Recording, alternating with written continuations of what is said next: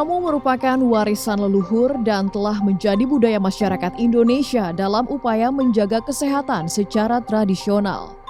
Khasiat jamu atau obat tradisional juga diyakini pelayanan kesehatan konvensional dengan melakukan kolaborasi pelayanan kesehatan secara integrasi. Bahkan telah dilaksanakan sejak lama. Kalau dari sisi sejarah, kan sebetulnya awalnya kalau kita lihat pelayanan kesehatan yang konvensional itu sebetulnya sejak zaman penjajahan, ya sejak zaman penjajahan Belanda maupun Jepang itu ada yang dinamakan dokter-dokter Jawa ya. Dokter-dokter Jawa pada saat itu juga melakukan pelayanan kesehatan integratif dengan obat-obat konvensional maupun dengan jamu-jamu ya.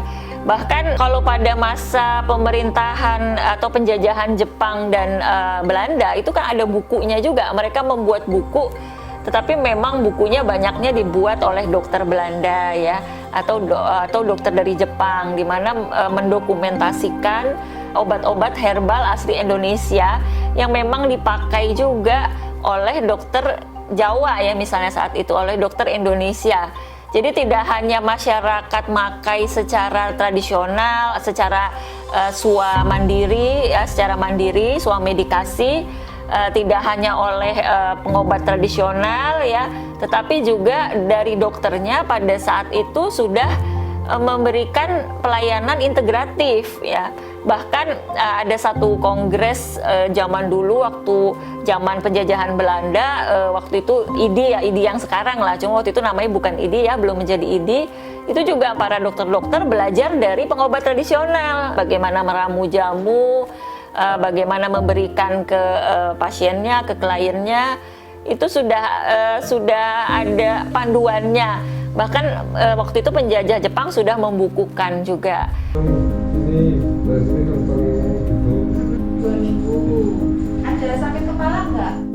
Dikukus atau mungkin dioseng nggak apa-apa, tapi jangan dikukus. Pemerintah membuat beberapa regulasi mengenai perlindungan hukum terkait layanan kesehatan tradisional integrasi, agar layanan kesehatan tradisional yang diberikan aman, bermanfaat, dan dapat menjadi alternatif layanan kesehatan bagi masyarakat.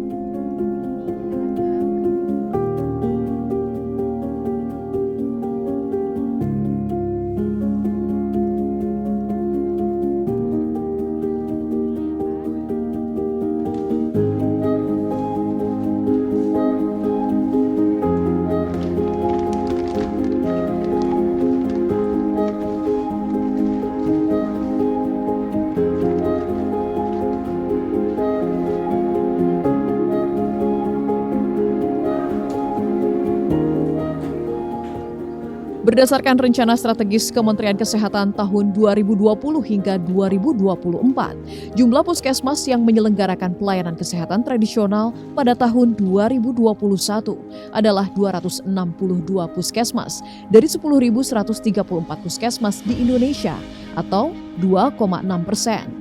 Sedangkan jumlah rumah sakit pemerintah yang menyelenggarakan pelayanan kesehatan tradisional integrasi pada tahun 2021 sebanyak 16 rumah sakit dari 1.071 rumah sakit pemerintah atau sekitar 1,5%. Pemerintah semakin menggencarkan layanan kesehatan tradisional integrasi di pusat layanan kesehatan agar jangkauan layanan lebih tersebar luas. Ada satu lagi pelayanan kesehatan tradisional integrasi. Ini juga dilaksanakan di fasilitas pelayanan kesehatan. Nah, tenaganya memang ini integrasi antara tenaga kesehatan konvensional dan tenaga kesehatan tradisional, itu kita berintegrasi ya, dua tenaga itu untuk pelayanan kesehatan integrasi. Nah, ini juga kita ada acuan-acuan peraturan menteri kesehatannya, baik yang empiris, komplementer maupun integrasi.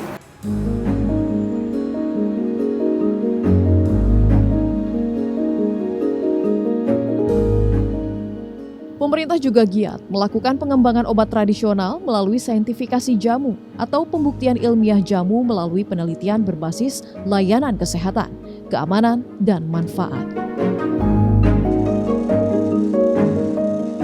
Kementerian Kesehatan memiliki program yang namanya saintifikasi jamu. Ini tertuang di dalam surat keputusan Menteri Kesehatan nomor 003 tahun 2010 tentang penelitian berbasis pelayanan. Jadi saintifikasi itu merupakan suatu proses penelitian, pembuktian bagaimana ramuan-ramuan jamu yang ada di Indonesia ini yang dipergunakan, dikonsumsi secara turun-temurun, ini memiliki bukti ilmiah. Bukti ilmiah ini ada dua, yaitu bukti keamanan dan bukti manfaatnya. Jadi obat tradisional itu adalah obat yang berasal dari bahan baku tanaman obat yang ada di Indonesia. Itu istilah dari obat tradisional. Sedangkan obat tradisional sendiri itu ada 3 kategori, yaitu jamu, obat herbal standar, dan fitofarmaka. Kalau jamu ini biasanya bisa langsung dikonsumsi oleh masyarakat, bisa juga dibuat oleh industri-industri rumah dan sebagainya. Ini tanpa melalui uji praklinik maupun uji klinik. Nanti bedanya dari situ. Kalau obat herbal standar, selain bahan bakunya harus terstandar, kemudian ekstrak simplisnya juga harus standar, ini harus melalui uji praklinik untuk mengetahui keamanannya. Itu di UHT, obat herbal standar. Kemudian untuk fitofarmaka, ini stepnya lebih tinggi lagi karena selain prosesnya sama dengan UHT tadi, harus diuji coba melalui uji praklinik, uji klinik, ya, uji klinik fase 1, fase 2, fase 3, sampai fase 4. Nah ini juga yang membedakan. Karena apa? Kalau sudah fitofarmaka, ini klaimnya itu hampir setara dengan obat konvensional, ya. Jadi harus melalui uji klinik yang diuji pada manusia untuk melihat sampai di mana manfaat bagi kesehatan manusianya. Program saintifikasi jamu juga bertujuan agar jamu dapat dipromosikan oleh profesional medis dalam pemanfaatan jamu di pelayanan kesehatan.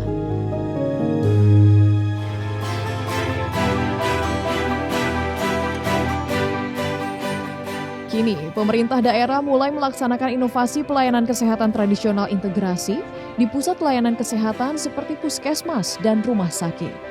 Pemerintah Kabupaten Bantul, Daerah Istimewa Yogyakarta, adalah salah satu pemerintah daerah yang gencar menerapkan layanan kesehatan tradisional integrasi di puskesmas.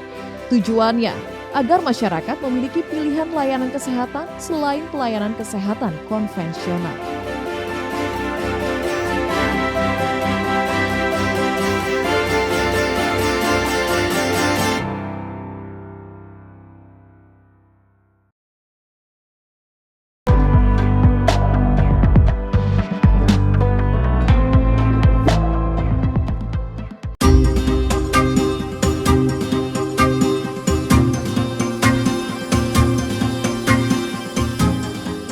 Berdasarkan riset kesehatan dasar Riskesdas tahun 2018, Daerah Istimewa Yogyakarta merupakan provinsi terbanyak jumlah pemanfaatan ramuan jamu, yaitu sebesar 48,1%.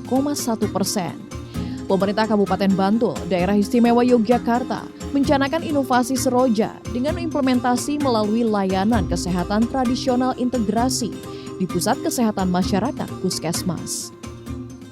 Ya, inovasi layanan ini kita namakan seroja, sehat karo jamu, sehat dengan jamu. Implementasinya di kesehatan, kita memang ingin meningkatkan derajat kesehatan masyarakat dengan pelayanan kesehatan tradisional komplementer. Itu ada di dalam Permenkes dan regulasi-regulasi lain di dalam Kementerian Kesehatan. Bahwa pelayanan kesehatan tidak hanya dilakukan secara konvensional dengan kedokteran modern, tetapi juga bisa dikombinasikan atau dikomplementerkan dengan pelayanan kesehatan tradisional. Dan ini kita lakukan, kita desain, kita inovasi untuk pelayanan kesehatan di banyak puskesmas. Sejak tahun 2019 hingga kini, sebanyak 12 puskesmas dari 27 puskesmas di Kabupaten Bantul melaksanakan layanan kesehatan tradisional integrasi. Ke-12 puskesmas tersebut adalah Puskesmas Randakan, Puskesmas Bantul 2, Puskesmas Jetis 2, Puskesmas Imogiri 1, Puskesmas Delingo 2, Puskesmas Piungan, Puskesmas Banguntapan 2, Puskesmas Kasihan 2, Puskesmas Sedayu 1, Puskesmas Sewon 1, Puskesmas Sanden, dan Puskesmas Bleret.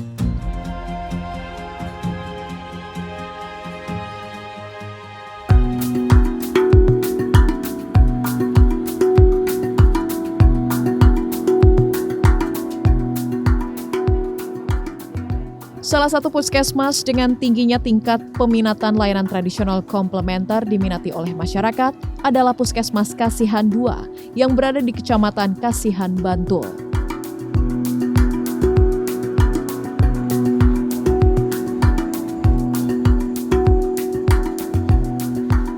Untuk obat-obat OHT maupun yang saintifik, jamu saintifik itu kita dapatkan memang dari Tawangmangu ya.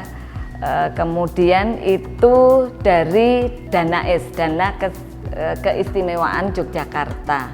Sehingga saat ini jamu-jamu tersebut kita dapatkan, kemudian kita berikan kepada pasien kami yang sesuai dengan kebutuhan diagnosa dari pasien tersebut, dan alhamdulillah memang pasien-pasien yang menggunakan obat konvensional itu ada beberapa memang kita komplementer ya, konvensional juga, tapi kita tambah juga dengan yang jamu ataupun OHT ini.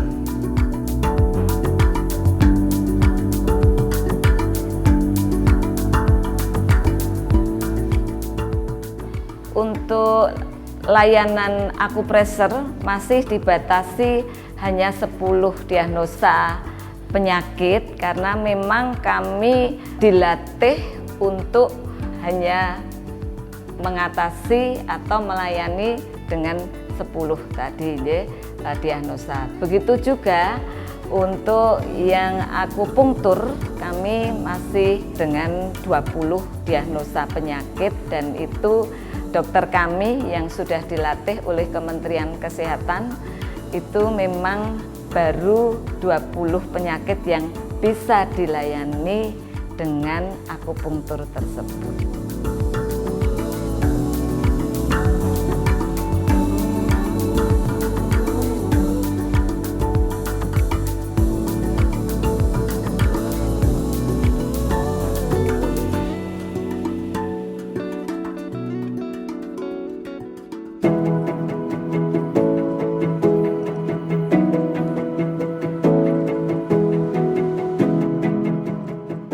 Puskesmas di Kabupaten Bantul yang juga memiliki layanan unggulan komplementer adalah Puskesmas Jetis II yang berada di Kecamatan Jetis. Puskesmas Jetis II awal mula jadi puskesmas dengan melakukan pelayanan kesehatan tradisional dimulai tahun 2019. Ini adalah program pemerintah Kabupaten Bantul yang mana kami ini tahun 2019 ini termasuk yang pertama kali dibentuk. Ada 5 puskesmas, diantaranya salah satunya adalah Puskesmas Jetis II. Dan selanjutnya kami sudah membuka mulai dari diadakannya pelatihan bagi petugas kami untuk petugas akupuntur, akupresur, dan petugas asmantoga.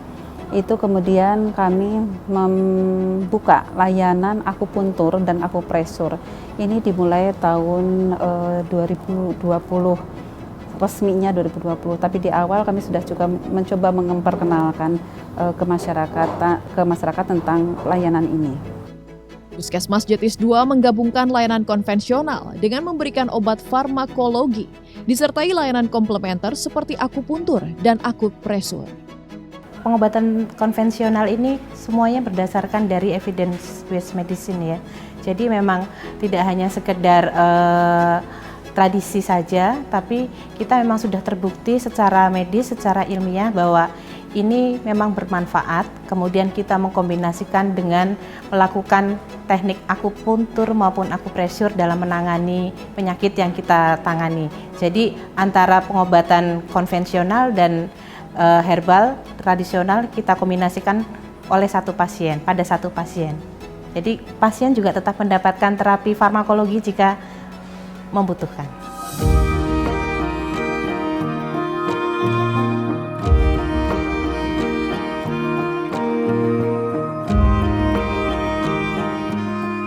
sakitnya tadi umpama pegal-pegal di apresur dan diberi jamu sehingga manfaatnya kami bisa sembuh dan tidurnya bisa lelap.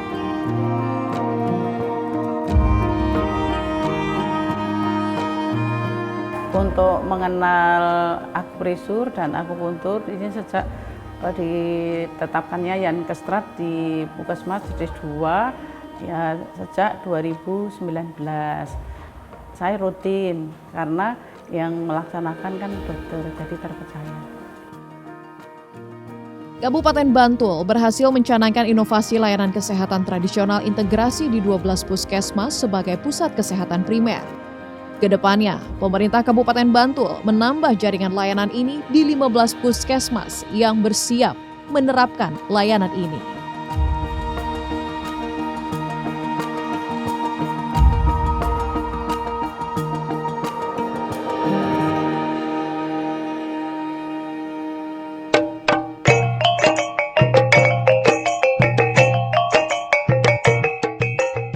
Inovasi serupa juga dilakukan oleh pemerintah Kota Bukit Tinggi, Sumatera Barat dengan menerapkan inovasi layanan kesehatan tradisional integrasi di Rumah Sakit Umum Daerah Bukit Tinggi.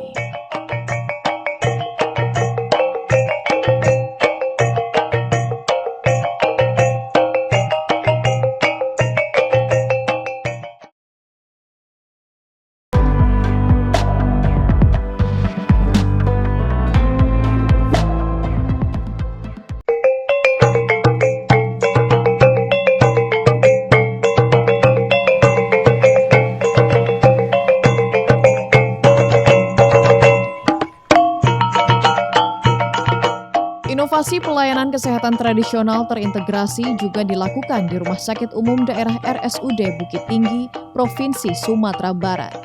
Salah satu fasilitas pelayanan kesehatan tradisional yang mengandalkan ramuan herbal sebagai pelayanan kesehatan promotif bagi masyarakat telah berlangsung sejak Oktober 2021 atau 9 bulan setelah rumah sakit didirikan.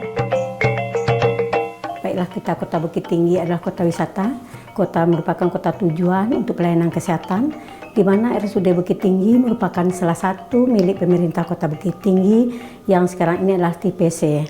Memberikan berbagai jenis pelayanan termasuk juga pelayanan kesehatan tradisional, di mana data Riskesdas tahun 2018 kemarin menunjukkan bahwa 31,4% penduduk memanfaatkan pelayanan kesehatan tradisional yang Yankes. Nah, pelayanan kesehatan di rumah sakit ini dikenal dengan pelayanan kesehatan tradisional terintegrasi. Dengan jumlah penduduk Kota Bukit Tinggi, menurut statistik lebih kurang 122.000. Nah, ditambah dengan daerah tetangga kita ada punya daerah tetangga Kabupaten Agam dan juga Batu Sangkar dan Padang Panjang, di mana RSUD merupakan salah satu rumah sakit rujukan bagi daerah Agam dan daerah lainnya. Atas dasar itulah maka kita kembangkan pelayanan kesehatan tradisional terintegrasi dengan menggandeng Bapak Dr. Zaidul Akbar sebagai praktisi obat herbal atau alternatif.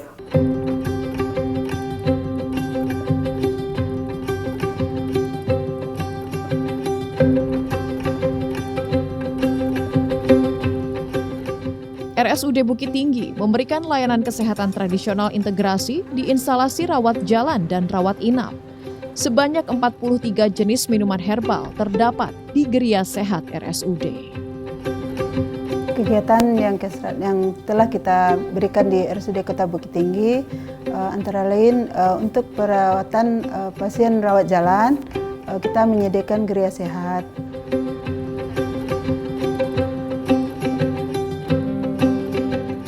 Ya, kemudian untuk rawat inap kita juga memberikan pengobatan herbal berupa minuman-minuman herbal.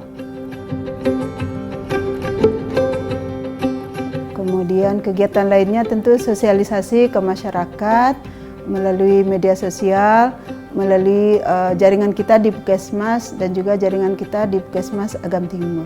Untuk pelayanan kesehatan tradisional di RSUD Kota Bukit Tinggi, kita memberikan pelayanan kepada pasien adalah kombinasi pelayanan kesehatan secara konvensional diintegrasikan dengan pelayanan kesehatan tradisional komplementer. berupa pemberian atau substitusi minuman herbal. Minat tinggi masyarakat untuk mendapatkan layanan kesehatan tradisional integrasi di RSUD Bukit Tinggi, salah satunya terdapat di Poliklinik Spesialis Anak.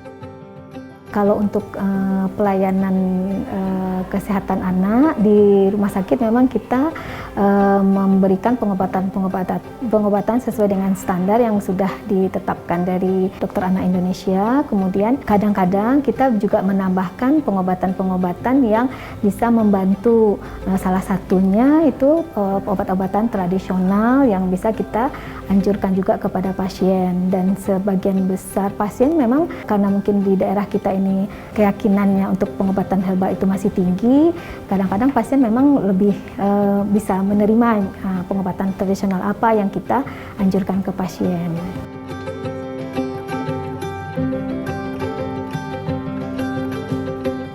Ada obat herbalnya juga kan, memang di rumah biasa konsumsi herbal juga kita kan untuk jaga daya tahan tubuhnya tadi itu. Untuk anak mungkin cuma herbal yang bisa ya kayak rimbang-rimbang gitu bisa dia kan. Disarankan untuk ibu menyusui karena dia nafsu makan berkurang, disarankan untuk minum ASI booster. Ada di Geria Sehat di RSUD ini kan udah ada. Jadi saya juga coba tadi kan dikasihnya ada ramuan untuk ibu booster tadi dengan kandungan buah alpukat, ada madunya, ada kurmanya juga. Nah, itu alhamdulillah membantu kan. Jadi asupan ASI tetap terjamin untuk anak.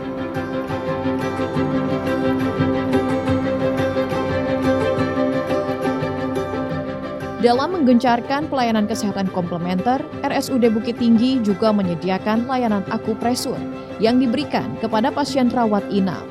RSUD Bukit Tinggi merekrut 2 tenaga kesehatan yang tersertifikasi sebagai perawat yang telah mendapatkan pelatihan akupresur.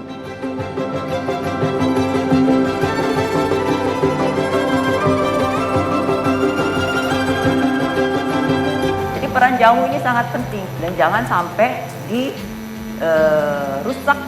dirusak oleh jamu ya, yang mengandung bahan kimia obat tanpa diketahui oleh kita masyarakat yang mengkonsumsinya. Ini pilihlah yang memang sudah mendapatkan izin edar dari Badan POM. Kembali lagi tadi, apa resikonya untuk jamu PKO gitu ya?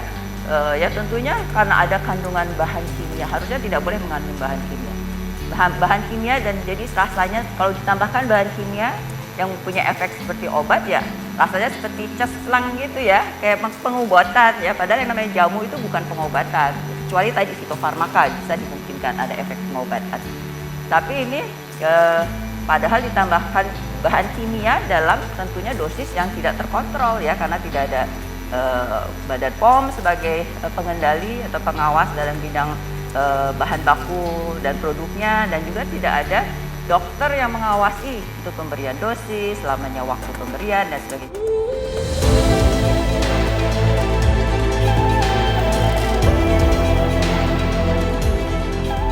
Layanan kesehatan tradisional integrasi merupakan layanan kesehatan yang mengkombinasikan layanan kesehatan konvensional dan tradisional komplementer. Layanan ini semakin diminati dan menjadi kebutuhan masyarakat. Dengan regulasi dan peraturan yang mengikat, layanan kesehatan tradisional integrasi mampu memberi manfaat promotif, preventif, dan kuratif bagi masyarakat.